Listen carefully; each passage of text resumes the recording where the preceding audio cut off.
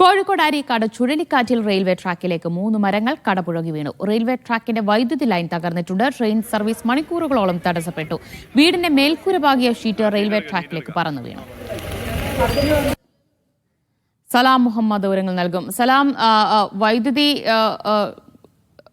ട്രാക്കിലേക്ക് തകർന്നു വീഴുകയാണ് ചെയ്തിരിക്കുന്നത്. അതിപ്പോൾ നീക്കിയിട്ടുണ്ടോ? ലൈൻ പൂർണ്ണമായി തന്നെ ട്രാക്കിൽ നിന്ന് മാറ്റിയോ?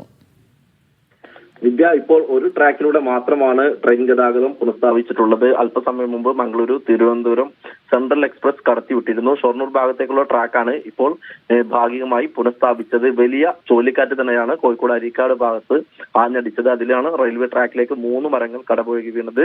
വീടിന്റെ മേൽക്കൂര പാകിയ ഷീറ്റ് റെയിൽവേ ട്രാക്കിലേക്ക് പറന്നു വീണു. കൂടാതെ റെയിൽവേ ട്രാക്കിന്റെ വൈദ്യുതി ലൈൻ തകർന്നു വീണു. അങ്ങനെയാണ് ട്രെയിനുകൾ സർവീസുകൾ നിർത്തിവെച്ചത്.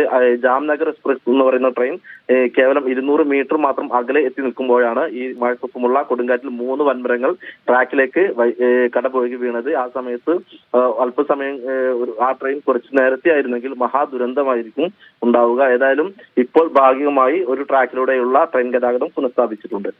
ശരി, സലാം മുഹമ്മദാണ് വിവരങ്ങൾ നൽകിയത്.